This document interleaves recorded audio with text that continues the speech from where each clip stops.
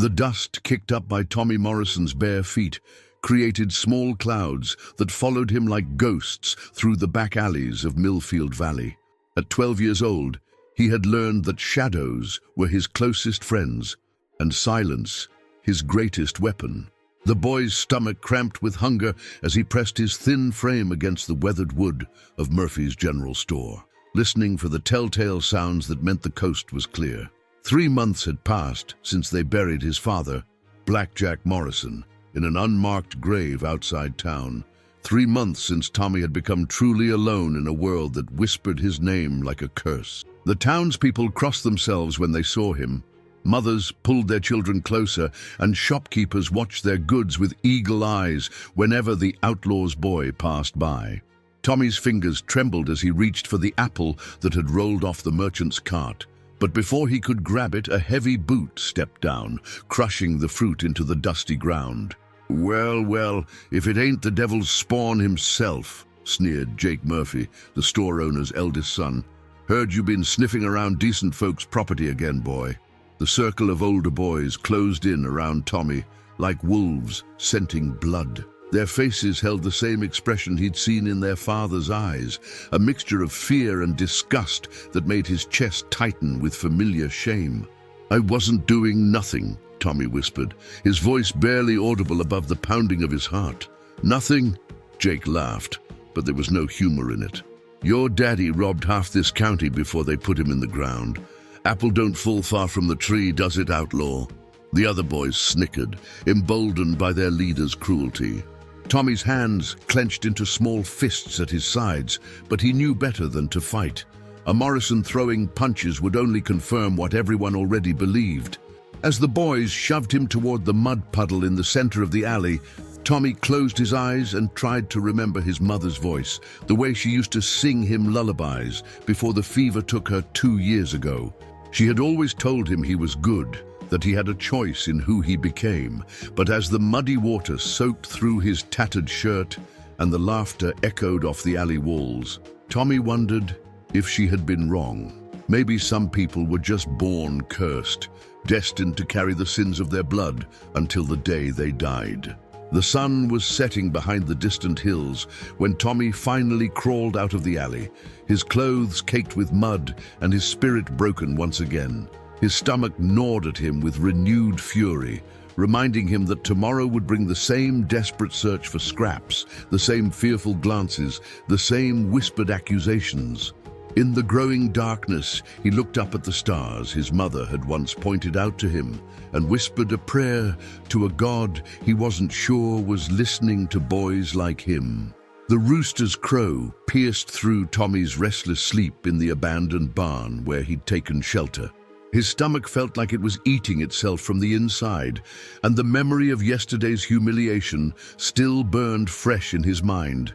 He needed food, and he needed it today, or he wouldn't last another week on the streets of Millfield Valley. Samuel Crawford's ranch sat 2 miles outside town, far enough from prying eyes that a desperate boy might find an opportunity. Tommy had watched the property for days, noting that the tall, weathered rancher left every morning at dawn to tend his cattle in the far pastures. The hen house sat unguarded near the back of the modest farmhouse, practically begging to be relieved of a few eggs. Tommy's heart hammered against his ribs as he crept across the dew-soaked grass, his bare feet silent on the earth. The chickens barely stirred as he slipped inside their coop, his practiced hands locating 3 warm eggs nestled in the straw. This wasn't theft, he told himself. It was survival. His father had taught him that much before everything went wrong. "Find what you're looking for, son." The deep voice froze Tommy's blood in his veins. He spun around to find Samuel Crawford standing in the doorway, his weathered face unreadable in the morning shadows. The rancher was bigger than Tommy had realized, with broad shoulders and calloused hands that spoke of years of hard work. But it was his eyes that caught Tommy off guard. They held no anger, no disgust, just a quiet sadness that seemed to echo through the empty spaces of his soul. Tommy's mouth opened and closed, like a fish gasping for air, the stolen eggs burning in his small hands like brands of shame. I was just... he stammered, expecting the familiar routine of accusations and threats that would surely follow. Instead, Sam Crawford stepped aside and gestured toward the house. "When's the last time you had a proper meal, boy?" Sam asked, his voice carrying the weight of genuine concern. Tommy's eyes darted toward the open door, calculating his chances of escape, but his legs felt weak, and his head was spinning from hunger. "I know who you are," Sam continued quietly. "Tommy Morrison. Your daddy caused a lot of pain in these parts." The words hit Tommy like physical blows, and he braced himself for what would come next. The lecture about rotten apples and family curses, the threats to call the sheriff, the inevitable rejection that had become as familiar as breathing. Instead, Sam Crawford did something that no adult in Millfield Valley had done in 3 months. He looked at Tommy and saw a child. "But you ain't your daddy, are you?" Sam said, his voice softening. "You're just a hungry boy who's been dealt a rough hand. Tell me, Tommy Morrison, you know anything about honest work?" Tommy's head snapped up, his eyes wide with confusion and something that might have been hope. Was this man actually offering him something other than condemnation? "I can work," Tommy whispered, his voice cracking with emotion. "I'm stronger than I look, and I learn fast. I won't steal from you again, I swear it." The desperation in his voice seemed to reach something deep inside Sam Crawford's chest, a place that had been empty for too long. Sam studied the boy for a long moment, taking in the torn clothes, the hollow cheeks, the haunted eyes that belonged on a much older face. "Tell you what, son, you help me around this ranch, feeding animals, mending fences, whatever needs doing, and I'll make sure you get 3 meals a day and a warm place to sleep. Fair deal?" Tommy stared at the outstretched hand, as if it might disappear like a mirage, afraid to believe that someone in this cruel world might actually be offering him kindness instead of judgment. 2 weeks had passed since Tommy first stepped foot on Sam Crawford's ranch, and for the first time in months he had fallen asleep without the gnawing ache of hunger in his belly. The work was hard, hauling water, mucking stalls, mending broken fence posts under the scorching Nebraska sun. But it was honest work, the kind that made a man sleep peacefully at night. Sam had given him a small room in the back of the house, sparse but clean, with a real bed and a window that looked out over the rolling prairie. Tommy had expected the arrangement to last maybe a day or two before Sam came to his senses and sent him packing. Instead, the rancher treated him with a patience that the boy had never experienced. When Tommy accidentally spooked the horses on his 3rd day, Sam simply showed him the proper way to approach them. When he dropped a bucket of freshly collected eggs, Sam handed him a rag and helped clean up the mess without a single harsh word. "You're a quick learner," Sam observed one evening as they sat on the porch after supper, watching the sun paint the sky in shades of orange and gold. "Your daddy ever teach you to read?" Tommy shook his head, shame coloring his cheeks. "Well then, I reckon that's something we ought to fix. A man needs to be able to read if he wants to make something of himself in this world." But the peaceful bubble of their existence couldn't last forever. Word had spread through Millfield Valley like wildfire that Sam Crawford was harboring Black Jack's boy. And the reaction was swift and harsh. Martha Jenkins, who ran the boarding house, cornered Sam outside the bank with fire in her eyes. "Samuel Crawford, have you lost your mind? That boy's got devil's blood running through his veins. It ain't natural what you're doing." The pressure mounted with each passing day. Shopkeepers who had known Sam for years suddenly found reasons to avoid his business. The pastor's wife, normally quick with a friendly greeting, crossed the street when she saw him coming. Even worse were the whispered conversations that stopped abruptly when he entered a room, the suspicious glances that followed him wherever he went. Tommy felt the weight of it all crushing down on his thin shoulders. He saw how the townspeople looked at Sam now, the way former friends turned their backs when he rode into town for supplies. "Maybe I should go," Tommy said one night as they sat reading by lamplight. "I'm causing you nothing but trouble, Mr. Crawford. You've been kinder to me than anyone has a right to be, but this ain't fair to you." Sam looked up from the Bible he'd been reading aloud, his weathered face serious in the flickering light. "Tommy, you listen to me real careful. I've been alone on this ranch for going on 3 years now. Ever since my Sarah and little Michael passed from the fever, this old house has been too quiet for too long. You think I'm doing you a favor? Boy, you've given me something I thought I'd lost forever, a reason to get up in the morning. The words hit Tommy like a physical blow, but in the best possible way. No one had ever needed him before, had ever suggested that his presence was a gift rather than a burden. For the first time since his mother died, Tommy felt tears of something other than pain rolling down his cheeks. But their quiet moment was shattered by the sound of horses approaching fast in the darkness. Sam's hand instinctively moved to the rifle mounted above the fireplace as 3 riders emerged from the shadows, their faces hard and unfamiliar. Tommy's blood turned to ice as he recognized the look in their eyes, the same cold calculation he'd seen in his father's associates, the kind of men who took what they wanted and left destruction in their wake. "We're looking for Blackjack Morrison's boy," the lead rider called out, his voice carrying the promise of violence. "Heard tell he might be hiding out here. Now, we don't want no trouble, but that boy's got something that belongs to us, and we aim to collect." Sam's hand closed around the rifle as he stepped protectively in front of Tommy, his voice steady despite the danger that had materialized on his doorstep. "You boys are trespassing on private property. I suggest you turn those horses around and ride back where you came from." The lead rider, a scarred man with dead eyes, laughed coldly. "Name's Wade Garrett, and these here are my associates. We rode with Blackjack Morrison before he got himself shot full of holes. Now we got business with his boy." Tommy's world tilted as memories came flooding back. His father's late-night visitors, the hushed conversations about jobs and territories, the way his mother's face would go pale when certain names were mentioned. Wade Garrett had been to their house before, back when Tommy was smaller, and tried to pretend his father was just a traveling salesman. He remembered hiding under his bed while the adults talked about banks and trains and people who wouldn't cooperate. "The boy don't know nothing about your business," Sam said firmly, but Wade's smile only widened. "Oh, but he does. See, Blackjack was real particular about keeping his insurance policies close to home. Told the boy things, showed him things, made sure the family legacy was passed down proper-like. Ain't that right, Tommy boy?" Tommy's knees nearly buckled as Wade's cold gaze fixed on him. It was true. In the months before his death, his father had grown paranoid and desperate.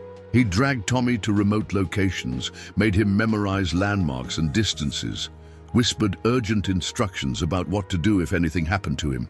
At the time, Tommy had thought it was just another one of his father's drunken ramblings, but now he understood the terrible weight of what he'd been trusted with. "There's $30,000 in gold hidden somewhere in these parts," Wade continued, dismounting slowly. "Money from the Omaha bank job that your daddy never got to spend. He told you where it is, didn't he, boy?" "Course he did. Blood looks after blood, even when that blood's worth more dead than alive." Sam raised the rifle, his finger finding the trigger. "You touch that boy, and it'll be the last thing you ever do." But Wade and his men had spread out, creating angles that made it impossible for Sam to cover them all. Tommy could see the tactical disadvantage they were in, and more than that, he could see the fear in Sam's eyes. Not for himself, but for the boy he'd sworn to protect. "Now see, that's where you're wrong, farmer," Wade drawled. "You shoot me, my boys here shoot you. Then they take their time with the boy until he tells us what we want to know. But if you're smart, you'll step aside and let us conduct our business peaceful-like. This ain't your fight." The words that came out of Tommy's mouth surprised everyone, including himself. "The gold's hidden in Devil's Canyon, 3 miles north of the old water tower. There's a lightning-struck oak with a split trunk. Daddy buried it 20 paces due east." The lie rolled off his tongue with practiced ease, a skill he'd learned from watching his father manipulate marks and rivals for years. Wade's eyes narrowed suspiciously. "You're awful quick to give that up, boy. Your daddy raise a coward, or you trying to play us?" Tommy forced himself to meet the outlaw's gaze, channeling every ounce of his father's cold confidence. "You said it yourself. Blood looks after blood, but I ain't stupid enough to die for money I can't spend. You want it, go get it. Just leave us be." For a moment that stretched like eternity, Wade studied Tommy's face, searching for signs of deception. Finally, he remounted his horse, but his expression remained skeptical. "If you're lying to us, boy, we'll be back. And next time we won't be so polite about asking." As the three riders disappeared into the darkness, Sam's hands were shaking so badly he could barely lower the rifle. "Is it true?" Sam asked quietly. "About the gold?" Tommy looked up at the man who had become more of a father to him in 2 weeks than Blackjack Morrison had ever been, and made a decision that would change everything. "No, sir, there ain't no gold buried in Devil's Canyon. But there's something else I gotta tell you about what my daddy really left behind."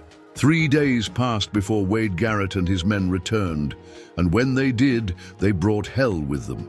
Tommy had spent those precious hours telling Sam everything about the real hiding place of his father's stolen gold, about the map tattooed in invisible ink on the inside of an old Bible, about the promises Blackjack had made him swear on his mother's grave. Sam had listened without judgment, his weathered hands steady as he cleaned his rifle and prepared for what was coming. The outlaws arrived at dawn with fury in their eyes and violence in their hearts.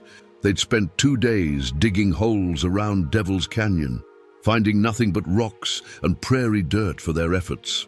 Wade's face was sunburned and twisted with rage as he kicked down Sam's front door, his Colt 45 already drawn. "You made a mistake, boy, a real big mistake." This time they weren't alone.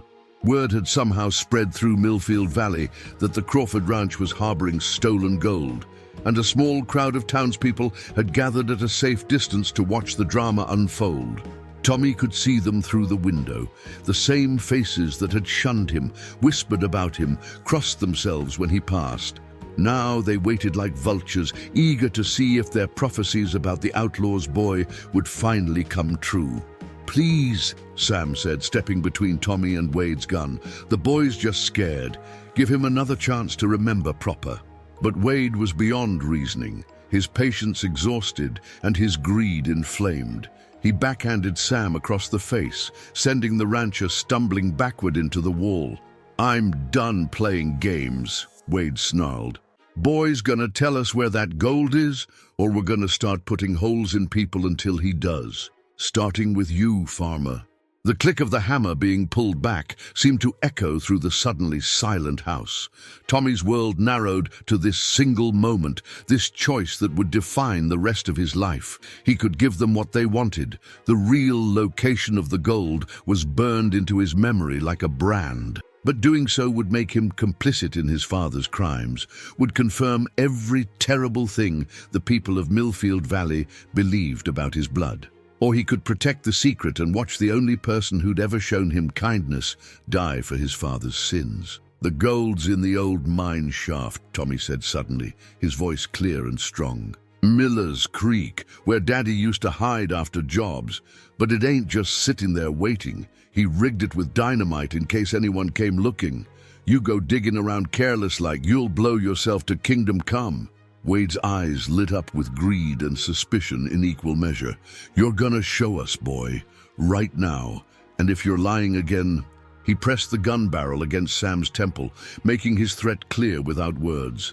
As they prepared to leave, Tommy caught Sam's eye and saw something there that made his heart swell with desperate courage. Trust. After everything that had happened, after all the lies and danger, Sam Crawford still believed in him. Still saw something worth saving in Blackjack Morrison's cursed son. The ride to Miller's Creek took an hour, with Tommy sitting in front of Wade's saddle like a prize being delivered to market. The abandoned mine was exactly as he remembered it, a gaping wound in the earth surrounded by rotting timber and rusted equipment. But as they approached the entrance, Tommy's plan began to unfold. There, he pointed to a spot near the mine shaft, where loose rocks had been carefully arranged. "Daddy always said the smart thief leaves markers only family would recognize. That pile of stones, that's the sign." Wade dismounted eagerly, but as he bent to examine the rocks, Tommy made his move. The boy rolled off the horse and sprinted toward the sheriff's men who had been following at a distance, Sam having secretly sent word to Sheriff Hayes before they left the ranch. "Now!" Tommy screamed, and the quiet morning exploded into chaos as lawmen emerged from concealment with rifles raised. In the gunfight that followed, Wade Garrett's reign of terror finally came to an end, but not before he got off one last shot. A bullet meant for Tommy that Sam Crawford intercepted with his own body, proving once and for all that love makes fathers out of the most unlikely men. The bullet had torn through Sam's shoulder, missing his heart by mere inches, but the recovery gave Tommy 3 weeks to prove something to the people of Millfield Valley that words never could. Every morning, the boy rose before dawn to tend the animals, prepare meals, and nurse the man who had risked everything to save him. The townspeople who came to check on Sam's condition left with stories that spread through the community like wildfire. Stories of a 12-year-old boy displaying loyalty, courage, and compassion that shamed grown men. Dr. Margaret Harrison, who had initially refused to treat the outlaw's spawn, found herself moved by Tommy's devotion to his wounded guardian. "That boy hasn't left Sam's side except to do chores," she told her husband. "Reads to him from the Bible every night, changes his bandages gentle as a trained nurse. I've never seen such dedication from someone so young." Sheriff Hayes visited regularly, partly to check on Sam's recovery and partly to marvel at the transformation he witnessed. The frightened, desperate child who had once stolen food to survive had become something remarkable, a young man willing to sacrifice himself for another's safety. "Tommy," the sheriff said one afternoon as they sat on the porch, "what you did at that mine took more courage than most men possess. You could have given them what they wanted and saved yourself a world of trouble." Tommy looked out over the prairie where Sam's cattle grazed peacefully in the afternoon sun. "Sam Crawford saved my life, Sheriff, not just from starving or freezing, but from believing I was doomed to be like my daddy. When a man gives you that kind of gift, you don't repay it by watching him die for your sins." The real turning point came when Reverend Miller arrived for his weekly visit, bringing with him Martha Jenkins and several other prominent townspeople. They had come to witness something unprecedented, the formal adoption of Tommy Morrison by Samuel Crawford. The papers had been drawn up by the territorial judge, and all that remained was the signing. "Are you sure about this, Samuel?" Martha asked, her voice carrying the last traces of her old prejudice. Taking on a boy with that kind of blood, that kind of history. Sam's response silenced the room and changed hearts that had been hardened by years of fear and judgment. "Martha, I've lived alone for 3 years, watching this ranch decay, and my spirit die a little more each day. This boy didn't just save my life at that mine, he saved my soul. He's shown me what real family looks like, what it means to choose love over fear. I'm not doing him a favor by giving him my name. He's doing me the honor of letting me be his father." As Sam signed the adoption papers with his good hand, Tommy felt something shift inside his chest, a weight he'd carried for so long that he'd forgotten what it felt like to breathe freely. When the pen was passed to him, his hand trembled as he wrote Thomas Crawford for the first time, officially burying Tommy Morrison forever. The celebration that followed was small but profound. The same people who had once crossed the street to avoid him now brought covered dishes and words of welcome. Jake Murphy, the boy who had pushed him into the mud months earlier, shuffled forward with downcast eyes. "I'm sorry, Tommy, for what I said, what I did. You're braver than any of us." That night, as Tommy sat reading aloud from Sam's favorite book of Psalms, the wounded rancher interrupted him mid-verse. "Son, there's something I need you to understand.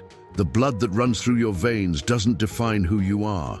The choices you make, the love you give, the courage you show, that's what makes a man. And you, Thomas Crawford, are going to be a fine man indeed." 6 months later, as Tommy helped Sam harvest their first crop together, a stranger rode up to the ranch with questions about the late Blackjack Morrison.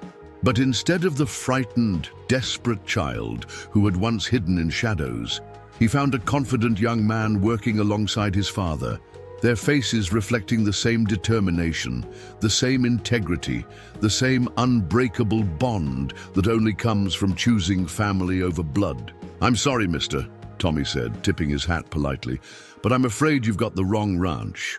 There's nobody here by that name, just the Crawfords, and we've got work to do." As the stranger rode away, Sam placed a proud hand on his son's shoulder, and Tommy Crawford smiled with the certainty that some stories really do have happy endings.